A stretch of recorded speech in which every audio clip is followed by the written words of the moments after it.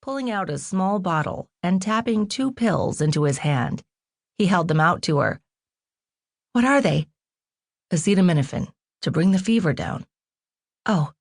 She reached for the pills, but her hands were wrapped in thick bandages, her fingers just peeking out from the ends of the gauze. "What happened to my hands?" "I was wondering the same."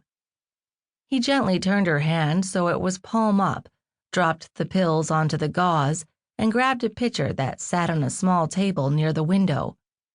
There was a cup next to it, and he filled it, pressing it into her other hand. "Go ahead and take them. The sooner your fever goes down, the happier I'll be." She nodded. They had the same goal: clear her thinking, get her mind working again. She swallowed the pills and handed the cup back, searching the candlelit interior of the room for something that would tell her the story she'd forgotten. A friend? A sanctuary? Her hands? "Honor, you still with me? You'd better be, because if I don't get you out of here in one piece, Wren is going to have my head," Radley said. Wren. This time, the name set off a firestorm in her brain, a million images and memories and thoughts that were suddenly vying for her attention. Because, of course, she was a special agent with the FBI, computer forensic expert, high school nerd and all-around misfit.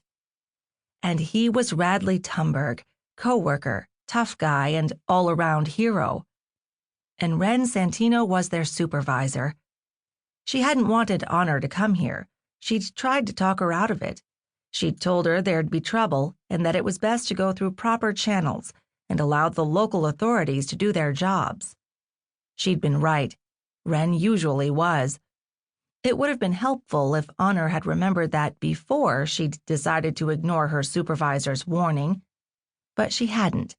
She'd gone ahead with her plan, and now she was here, Radley eyeing her as if he thought she might fall apart. Sunrise Spiritual Sanctuary, a soothing retreat from a hectic and fast-paced life. Reboot, renew, rebuild, from the inside out. She quoted the pamphlet she'd been sent when she'd contacted the organization because she could remember that, too. Radley smiled again. "Your memory must be back if you're quoting propaganda material to me." He took another medicine bottle from his duffel and tapped a pill into her hand. "Take that." "What is it?" "An antibiotic. I got it from the agency doctor, just in case." Typical you, always prepared. She took the water he offered, chugging it down with the pill. Candlelight skipped in her periphery. The yurt spun, water sloshing from the cup and onto the bandages that covered her hands. "It's okay," Radley said, his breath ruffling the hair near her ear, and she realized that somehow she was in his arms, being supported as he helped her lie down again. "Lying down isn't on my agenda," she muttered, but she lay on the pallet anyway, waiting while the world stopped spinning. "Of course it's not. You're always moving, unless you're hunched over a computer investigating," he responded.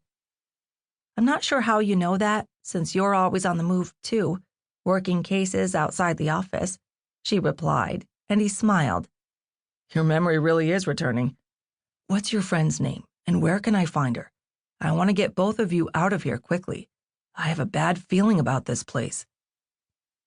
"Mary Alice Stevenson. She's at a training seminar, working toward a leadership position in this insane community." "So she's not here?" "Not since I've been here. At least that's what I've been told." "You don't believe it?" "You're not the only one who has a bad feeling about this place." The room had stopped spinning and she was ready to go. She wanted out. She'd been wanting out since the moment she'd arrived and been escorted into the community, flanked by 2 men who were supposedly spiritual teachers, but who'd acted like security guards. She stood, legs shaky, hand reaching for something to steady herself.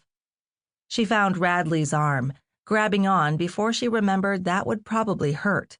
A lot. It did, pain stabbing through her palm and up into her arm. "You need to lie down again, Honor," Radley said, wrapping his arm around her waist and trying to urge her back down. "I need to get out of here," she